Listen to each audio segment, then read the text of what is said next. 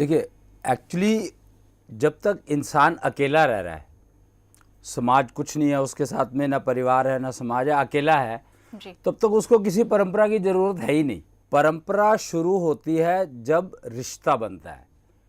रिश्ता बनेगा तो उस रिश्ते को ना, अब जैसे बच्चा पैदा हुआ है उसको तो पता नहीं है कि मैं कहाँ आया, लेकिन जब तक बच्चा माँ के पेट में है तब तक उसकी किसी से कोई कनेक्शन नहीं है। इवन माँ को वो नहीं जानता कि मेरी माँ कौन है, कुछ नहीं जानता वो। तो उसको किसी परंपरा को निभाने की ज़रूरत है ही नहीं। उसको जो चाहिए वो उसको अपने आप मिल जाता है। प्रकृति ने ऐसा सिस्टम बनाया है तो उसको किसी चीज़ की ज़रूरत नहीं है। और जैसे ही वो बाहर आता है, दुनिया में कदम रखता है, तो उसके साथ कितने रिश्ते जुड़ जाते हैं, मतलब उसकी गिनती नहीं कर सकते आप।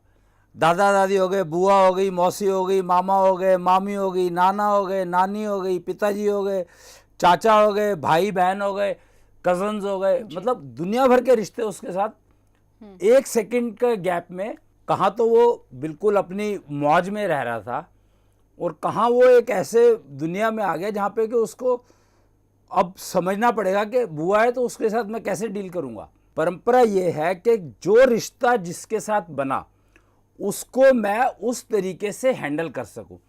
क्यों? क्योंकि जो रिश्ता मेरा बुआ के साथ बना है वो मौसी के साथ नहीं बन सकता। बिल्कुल।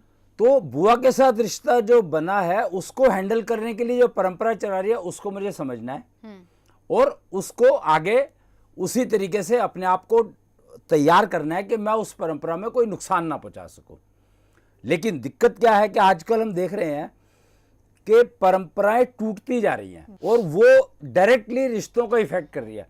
तो मेरे ख्याल से मैं इस शब्द को थोड़ा सा रिवर्स, उल्टे उसमें समझने की कोशिश की मैंने, कि मैंने देखा रिश्ते टूट रहे हैं तो परंपराएं टूट रही हैं, बजाय इसके मैं कहूं कि परंपराएं टूट रही हैं तो रिश्ते टूट रहे हैं। ऐसा नहीं है, रिश्ते टूट रहे हैं तो परंपराएं टूट रही हैं, ऐसा है। जी बिल्कुल। तो परंपराएं टूटने की नौबत ही नहीं आई अगर रिश्ते हैं। क्योंकि क्या हुआ कि जैसे पहले जो है जॉइंट फैमिली हुआ करती थी।